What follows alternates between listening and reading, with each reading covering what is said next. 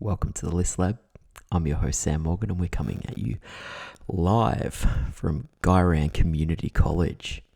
We're in the lab and we're going to try and brew up a list today. So I thought we'd kick things off with the more recent releases. This week we'll be looking at Slaanesh, and then next week we'll be looking at one of my favourite books, The Daughters of Cain. And it's been quite a bit of scuttlebutt about the Slaanesh book on the internet, and I thought I'll give it my unique take, and that's that this is an S tier book. So overall impressions,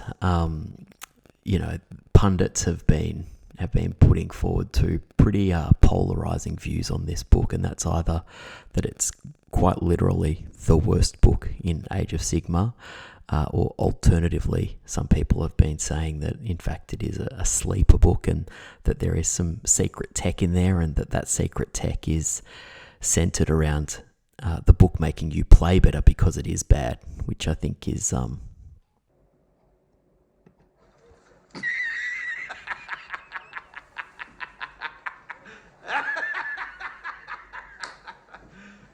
You serious? You play better because it is bad, which I think is maybe that's akin to your personal trainer at the gym saying to you, hey, stop lifting the heavy weights, and if you get stronger, you'll feel good about yourself because you've done it the hard way, which is a bit of a silly way to assess a book in my mind. My overall impressions, the book in a word, awful.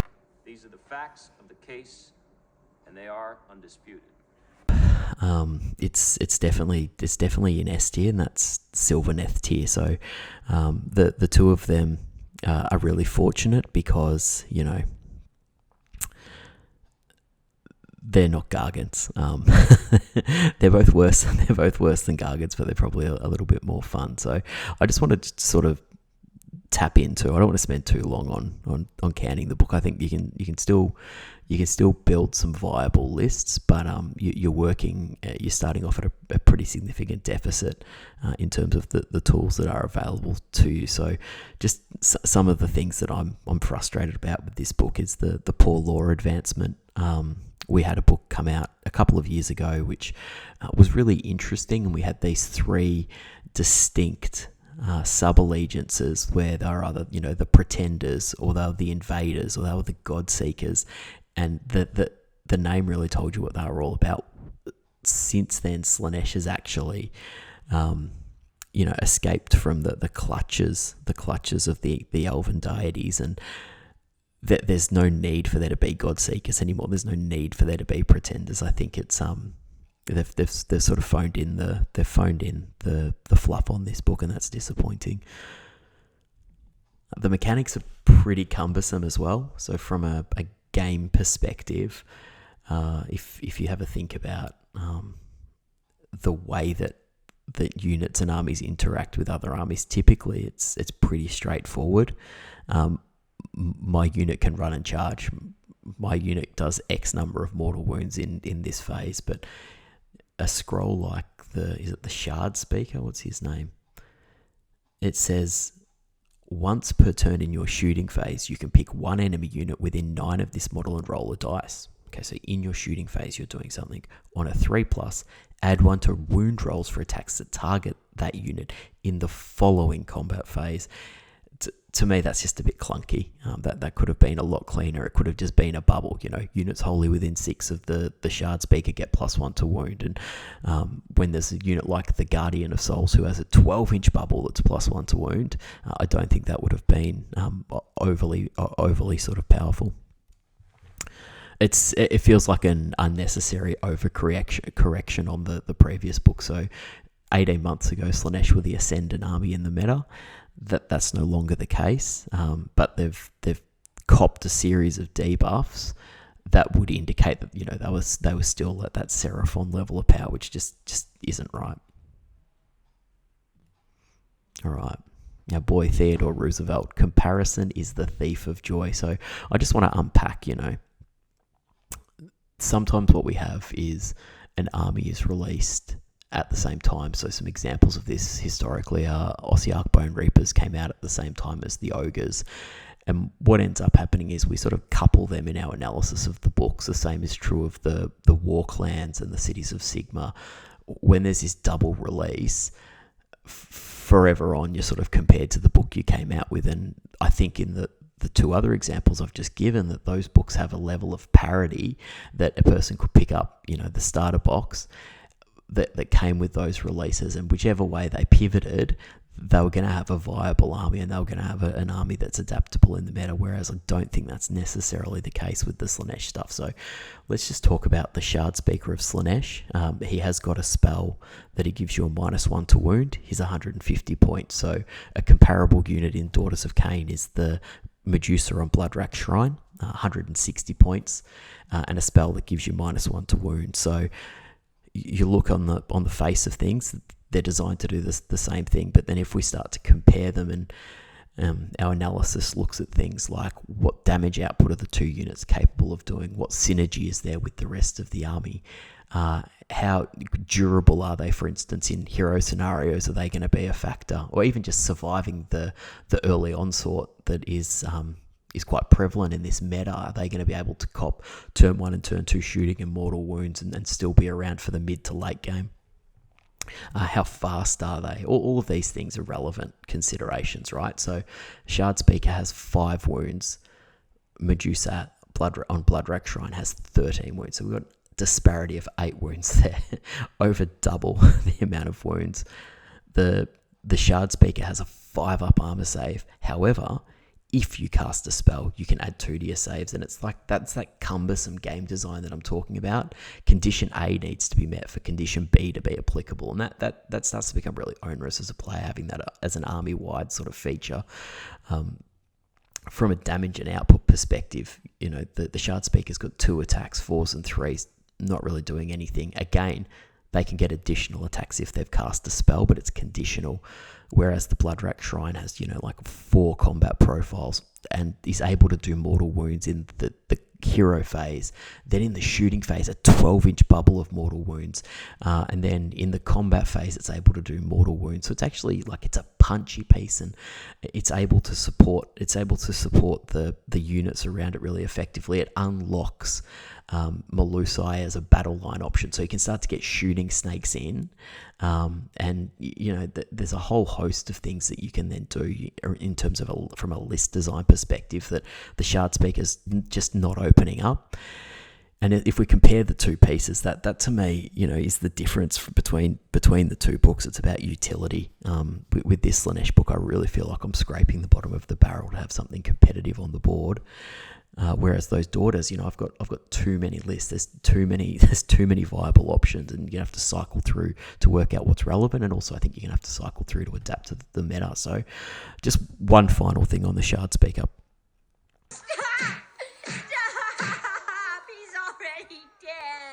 Reflection Eternal is its spell. Reflection Eternal has a casting value of 6. Now, 6 is fine. Doesn't necessarily have easy access to buffs to cast, but that's fine. If successfully cast, pick one enemy unit within 12 of the caster, so super short range. Subtract 1 from wound rolls for attacks made by that unit the following combat phase. That's not a bad spell. That's not a bad spell. 6 to cast, 12-inch range, -1 to wound. Let's compare it, though, to the Bloodrack Shrine. Enfeebling Foe, cast on a 5+, pick an enemy unit within 18 inches, so 6 inches further.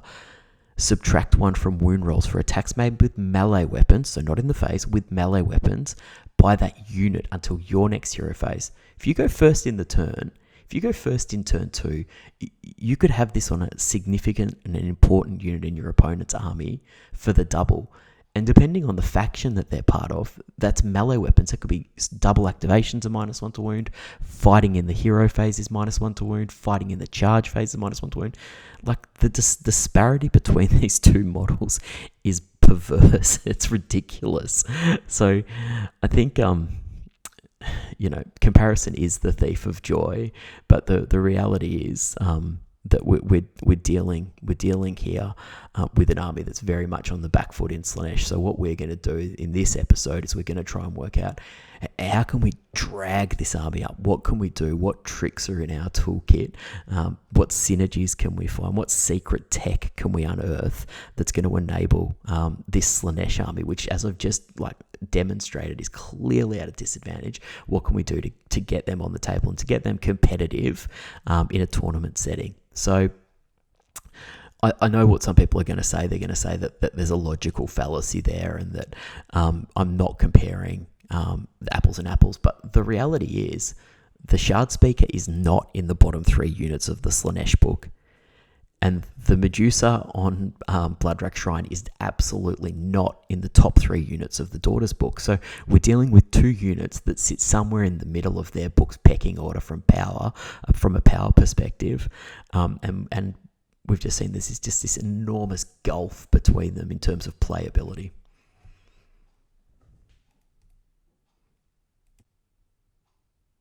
All right, so today we are going to talk about a Slaanesh list, and it's a Slaanesh list that I think, if piloted well, could do well in a competitive setting.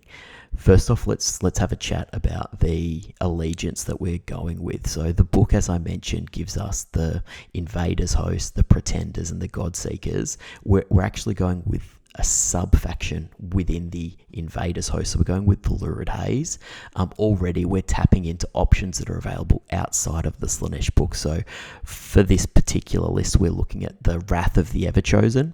And what we're going to be able to do, because we're in the Lurid Haze, is we're going to be able to remove D3 friendly Lurid Haze units after deployment, and then we're going to be able to deep strike them in turn 1. We're going to be able to add +1 to our saves to a single unit. That's our command ability in the combat phase. So if you think about having like a hammer in your army, or if you think about having an anvil in your army, +1 to save is going to make either of those things more survivable, and it can be coupled. There's obviously Mystic Shield is a core spell, and I've got a Chaos Sorcerer Lord in this army, so there's the option for reroll saves with an additional save, make things infinitely more durable. So that's obviously a good thing. And it gives us our character +1 wound. Now, the Invaders host, for our purposes, is really only doing 2 things. It's enabling us to have more than 1 general, and for that to create bubbles that are larger for our generic command abilities. And the other thing that the Invaders host is doing is giving us additional depravity if we're able to get our generals into the opposing deployment area. So they're invading. We've just mentioned that one of them can deep strike, or D3 of them could deep strike in reality.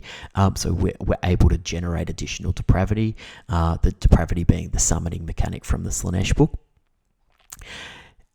And the other thing that it's doing is when a character dies, we get a command point. That's a nice bonus. This army isn't thirsty. It doesn't need a lot of command points, but it never hurts to have some in your kit bag. So I thought we'd just kick off breaking the list down by talking about the character selection. So I've chosen 4 characters in this army. I'll talk through the list top to bottom, and then I'll start to talk about some of the synergies and some of the playstyle components. So we've got a Chaos Sorcerer Lord, who is the general. They've got that +1 wound command trait, and then they've got they've got the +1 wound artifact, and then they've got the command trait, which is reroll runs for units within 12 of them. Don't see that being particularly relevant in this army because there's no run and charge, and equally there's no 6-inch pile-in. So could be useful for contesting objectives, screening, and that sort of stuff, but really it's just the one that you have to take. It's the tax. I've then got Glutus. And both he and the Chaos Sorcerer Lord have the same spell, which is immune to battle shock, just providing some protection there. We've then got Be'lakor as our first ally slot, coming in at 240 points from the Slaves to Darkness book. Be'lakor's an amazing piece. Obviously, this, at the sort of time of recording, is the current incarnation of Be'lakor. Who knows when we'll get the Broken Realms, but for now, he's a model that I'd be including in any Chaos army that can fit him in that ally slot. And then the 4th character is another ally, and that's the Changeling. So that brings us up to 380 points in allies, and we'll talk about the role of both the Be'lakor and the Changeling shortly. All right, in terms of units, we've got 40 Chaos Marauders, 5 Hellstriders with Hell Scourges, so that's the 3-inch range, -1 to hit ones, and then 6 Fiends of Slaanesh, and that's all the bodies we're getting in our starting army. Obviously, there is the opportunity for us to summon as the game progresses, but having 40 Marauders in there, from my perspective, they are the strongest unit that the Slaanesh army, the Slaanesh allegiance is able to take.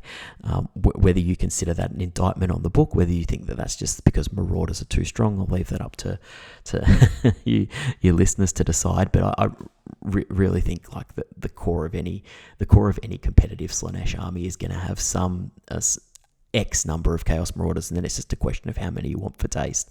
The 6 Fiends are relatively hitty, that they're going to be able, particularly in like a monster meta, they're going to be able to do some work as well. And that's all supported by a couple of endless spells. So we've got the Shards of Valagar, and we've got the Soul Snare Shackles. Mainly interested in having the Shackles just so I can play this clip. I mean, there's no reason we need to be shackled by the strictures of the employee-employer relationship. Unless, of course, you're into that sort of thing. In which case, I got some shackles in the back. I'm just kidding. But seriously, I've got it. And then we come in at 1950, so we're 50 points under. It's questionable, what's optimal in the current meta, whether a triumph or whether an additional command point. So the army starts with 0 command points. However, there is very rarely going to be a time that Battle Shock in round 1 is going to be a factor determining the success of this list, because those Marauders can go off the board and then they can pop onto the board in your turn 1, and they turn their low dice roll to a 6. So unless they roll a double 1, they're hitting a 9-inch charge. So they're a really safe, deep striking unit. I think overall probably triumphs are better. So we're looking at reroll to hit, reroll to wound, reroll armor saves. Any of those would be fantastic on Glutus, and there's use for all 3 of those in a variety of circumstances. So I think you can mount an argument to say that the triumph is actually superior to the command point at the moment. So if you haven't already worked it out, this is a debuff list. What this list looks to do is to address the 2 deficiencies of the army. To win Age of Sigmar, you either need to be fast, or you need to be hitty. So that could be that you project power. You could be an army like Seraphon, where you're able to remove the opposing characters and buff pieces in the early game, and then generate quite a lot of summoning and mortal wound output for the mid and late games. You could be an army like Orruk Warclans, which is deceptively fast, with its ability, to move multiple times in a turn, to teleport and move and then charge. But basically, there's 2 ways that you win. You either kill your opponent and you score the objectives, or you're fast enough that you're able to get to the objectives, you're able to get onto them, hold onto them, and outscore your opponent. Now, Slaanesh isn't good at doing either of those 2 things. However, there is a way to play where you look to debuff the opponent. So despite the fact that they start off as like the superior army from a speed tier, or they start off as the hittier army, you're looking to chip away at those. So let's just break down some of the synergies within the list that are going to allow us to do that. And we'll start with the speed debuff. So first off, we've got Balakor at the top of the list. He looks at a unit in deployment, and that unit is unable to do things unless they roll a 5+. That includes moving or charging. You can do this on the opponent's, their critical piece, whether that's 20 Hearthguard Berserkers, whether that's, Techless, whether that's whatever it might be. His ability to do that, to really shut them down, is fantastic. And that allows you as well, because this army is high drop, it allows you to take turn 1. So your opponent might give you turn 1, you play your turn, get your buffs, debuffs up, whatever, and then they're on for the double, but you could Be'lakor their significant unit, and then you would be on for the double from turn 2 into turn 3, which is almost always superior than an early game double turn. So Be'lakor's ability to shut down movement in its entirety is extremely strong.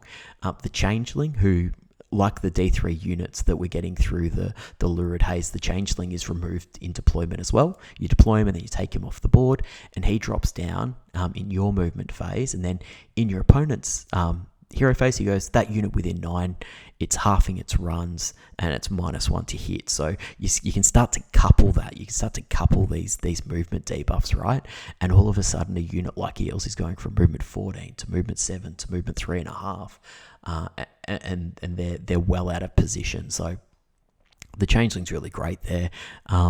He also obviously has the ability to use the spells of wizards near him, so that can turn him into quite a scary piece, even without casting buffs, or even without Zench dice. He's something that deserves to be feared, and you can play him like a gun hauler. So the way that you want to be playing units like the gun hauler, like Khainite Shadow Stalkers that can constantly be on the move, is you want to put them in a threatening position, but it's a threatening position that's annoying because it's out of the way. So it's detracting from your opponent's battle line, or it's detracting from your opponent's tactics and strategy. So a gun hauler that's just sitting, 9 inches off to the side can't be ignored because it can do mortal wounds and it can zip around and it can contest and score. But equally, if you step 9 inches out, particularly with things like infantry, all of a sudden you might be out of the game for 2.5 turns. So that's how I'd be playing the Changeling. Pop him up in a position where he's threatening and annoying, but your opponent needs to make a decision. Do they ignore him and expose himself to the risk that he's going to contribute to scoring or do something with his magic and his debuffs, or do they commit a resource to him, but ultimately they're committing a resource to one model that's not near objectives and that's not helping them fight in the middle of the table or wherever else they might want to be. The next one's Gludos. Like this guy, from my perspective, he's the best thing they've added to the army, or they've added to the playstyle. So he has the cumbersome rules where things are only happening on particular turns, or if particular minions are still alive. But his spell and the fact that he innately has buffs to cast, 7, it's casting value of 7, 18-inch range, half movement, half run, half charge. So when we start adding in the half charge as well, that's when you can start to do some really, really gross stuff with sort of screening. And what you're looking to do is you'll half their movement. So say they're like a movement 6 unit, so that's 3 inches away. Then the furthest they can charge with half a run is 6. So that means if you sit over 9.5 away, if you sit 9 inches, and 9 inches and whatever, 0.51 millimeters, whatever it is, if you sit at that exact point, they cannot get you, but you can box them in. So that's an amazing spell.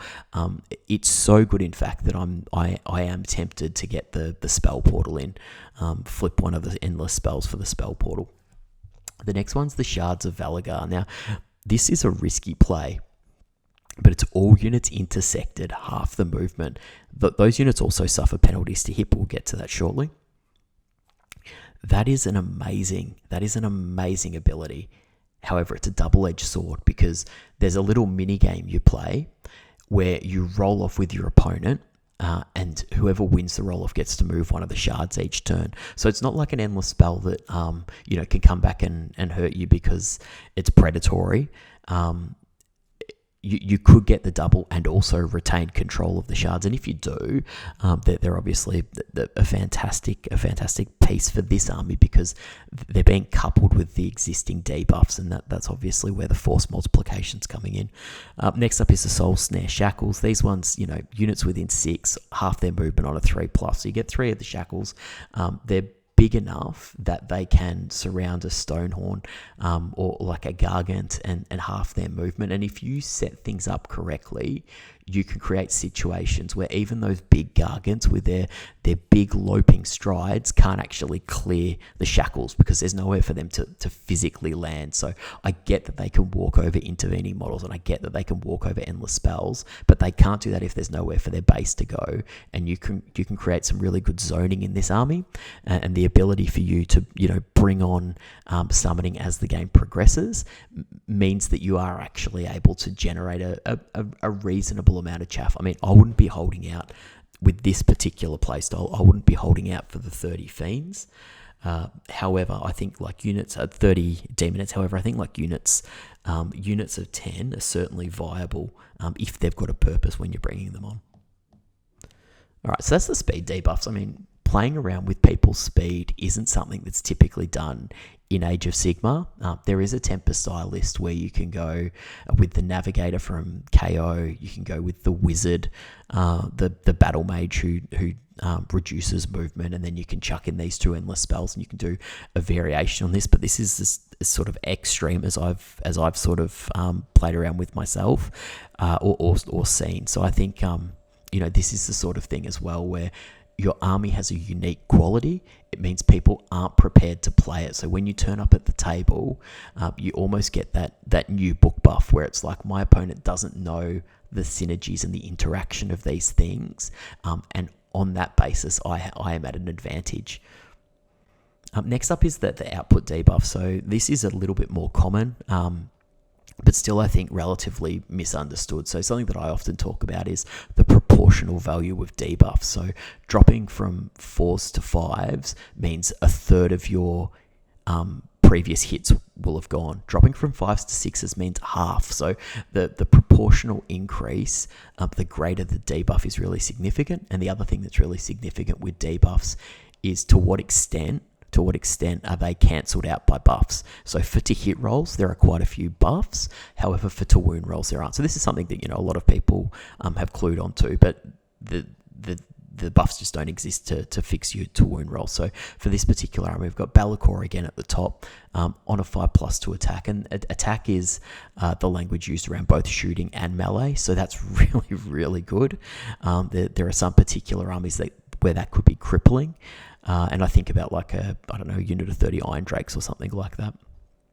And then he's got the spell that we spoke about earlier, exactly the same language, exactly the same spell as the Bloodrack Medusa, so the good debuff to wound, and that's the casting value of a 6, 18 inches, -1 to wound until your next hero phase. So again, this is an army that doesn't care about drops. If it goes first, and if it's able to put some pressure on you, if it goes first going into the second turn, it doesn't mind if it gets doubled if it's got all of its debuffs up, because the enemy's not doing anything. And I think there's a fixation on drops in the current Age of Sigmar climate, which doesn't actually play out in reality. So for instance, Seraphon are the Ascendant army, and probably, have in excess of 10 drops in those Fangs of Sotek lists, which are the strongest thing in the meta. And then just marginally behind Seraphon, we've got the Eel lists, which from my perspective, I get that the battalion list exists now, but I think the strongest list is still just Morsar Guard, and that's going to be in excess of 9 or 10 drops. So, if you're 8 drops and you're fewer than those two armies, and you're getting the choice against them, that's where you want to be. And otherwise, you want to be maybe a 1 drop if your play style depends on it. But I think quite a few people are fixated on drops when what they should be thinking of is, can I play first or second without it being significantly detrimental to me? Because once you start crafting those lists that can go either way, you're in a far better position from the start of the game. You're not beholden to a dice roll to see what way the game's going to go at deployment. So we've got Balakor 5+ to attack with him. We've got the Changeling, units within 9, a unit within 9 -1 to hit. Obviously, we're looking to stack here, but you could also spread. There's the viable option to spread. Gludos has all units within 12 of him, a -1 to hit. He's got a lot of great things going for him, but that on its own, I think, at 400 points, makes him a really tempting ally in a number of situations. So that's something that warrants some further thought. But Yeah, Gludos with -1 to hit in a bubble, and him being on a big base. Big base models with bubbles are amazing.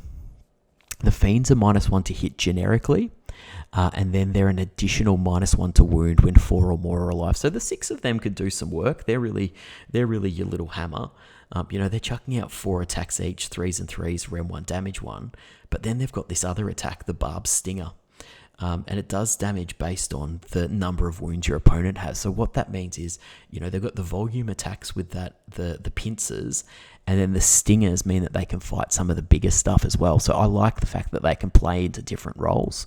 And then they're difficult to hurt back. Like, for instance, if you chuck them into Big Maratha, you're only doing 3 wounds a turn, granted. But she's not hurting them. -1 to hit and wound, she's just not hurting them. Her damage drops off a cliff with a debuff or 2. So they're a unit that, they're really, really good. Hellstriders are -1 to hit after charging, and the other thing that they've got going for them is the 3-inch range. Like, anytime you get access to that, and then all of a sudden you can start to grab support pieces, or you can grab the shooting unit that's sitting behind the unit that you've charged, that opens up a whole heap of gameplay things. Just their speed and their ability to zone and screen the board as well. I think that they're adding quite a bit to the army. 150 points is grossly overcosted. I would argue that at 100 points, that would be about fair, given the current state of the meta and where other armies and units are at. But whatever, at 150, I think they're still playable. But I would like to see them take a significant point decrease. And then the shards, whatever they're intersecting, is going to be -1 to hit. So, in total, we've got 5 debuffs to hit, 2 debuffs to wound, and then 1 thing that just turns off attacks entirely. So that's the way the list plays.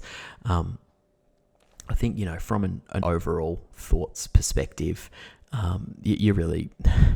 You're polishing coal, aren't you? You're not.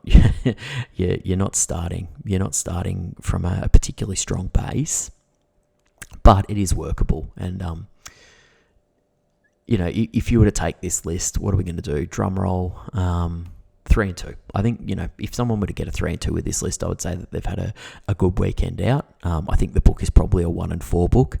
I know people are going to go 4 and 1. They're going to get good runs. They're going to play peasants. Like, it's like micro data is not indicative of broader trends. I think a thing that's really illustrative is who's picking them up. So you see some of the power gamers in all different metas. So in the UK, in US, in Australia, drop their long-term Slaanesh players drop their Slaanesh armies and go and pick up the other book. That's telling. All right, before we wrap up, I wanted to do some quick shout outs. So the first person I'd like to shout out is John Scrivens. He did the artwork on the start of the episode. He turned me into a Nurgling. I think it was like Nurgle November or something. And I just whacked that bloke in a lab coat. So big thanks to John. I love everything that he does. And you can find him on Twitter, and I'm pretty sure he's got a coffee. So it'd be remiss of you not to go and chuck a couple of bucks his way. The next thing I want to talk about is Darren's List Diary. So the reason that I'm doing this in reality is because of Darren and because of my mate Tubbs. So those two guys, they both put out this like very different content, but amazing content around, different list building and like them in every waking minute that I have, I'm on the War Scroll Builder, and that 2 hours a day I'm on the toilet, I'm on the War Scroll Builder, and the 30 minutes that I'm commuting, I'm on the War Scroll Builder, and when I'm in meetings without my camera turned on, I'm on the War Scroll Builder. So, Darren's been a real inspiration for this, and the stuff that he does is consistently excellent. He recently did a show where he talked about some lists from the Slaanesh book as well, so I'd encourage you to go and check those out. They're on the Honest Wargamer. They're really good. The next group of people I wanted to shout out were the Angry Alpacas. So they're a team that are playing in the TTS tournament at the moment. It's like the world's tournament or something, some nonsense. The name is far more grandiose than it needs to be. But they're from the Russian ETC team, and the 3 lists that they've come up with, each of those lists I've analysed to the nth degree, and I've got no shortage of joy from working through their lists. In particular, they're running a Legion of Grief list, which I just absolutely love. So big shout out to those guys. The next one I wanted to just give a quick mention of is Warhammer Weekly. So last week they did a show called Off Meta Lists, and I really enjoyed that show. The stuff that Tom came up with in particular I found really fascinating. So give that one a listen or a watch. Also, I think they do like a 9-hour Slaanesh extravaganza. So if you're a sucker for punishment, maybe strap yourself in and watch that one. And then just finally, I mentioned before Tubbs and his Twitter, he started doing like just a weekly list. And he sent me that last week. And when he sent that to me, I was like, yeah, I'd like to do that as well. So big shout out to Tubbs and those guys. And I think I'll whack some links in for these in the show notes as well, so people can click away and go and find them. And thanks for listening. Welcome any comments or feedback, and I'll be back on next week talking about Daughters of Cain, and hopefully I won't be as negatively oriented. I think I love Warhammer Age of Sigmar, and I think that with enough patience and effort you can make any book work. So what have we done for Slaanesh? We've gone a host from a different book, the 2 key pieces, the allies, and then the Sorcerer Lord and the Marauders are from the Slaves to Darkness book. But nonetheless, it does meet the criteria. It is an allegiance Slaanesh army, and I'd love to hear if anyone ever plays this on the table how it goes. And that's me done for this week.